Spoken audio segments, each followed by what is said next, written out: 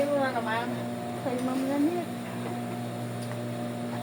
Bukas na hapon din yan. O, ano sabi dun sa ano? Saan? Ayan, o. Lalagyan ko na. Meron ko pa ng isa. Saan? Ito. Ano ba ba yan? Ano sabi dun sa... Pinaway ako eh. Ano ba yun? Malakas pa boses dito sa akin. Ano sabi? Hindi raw siya nagmura. Quiet ka? Sino to? Hindi. Sabi ni Nini.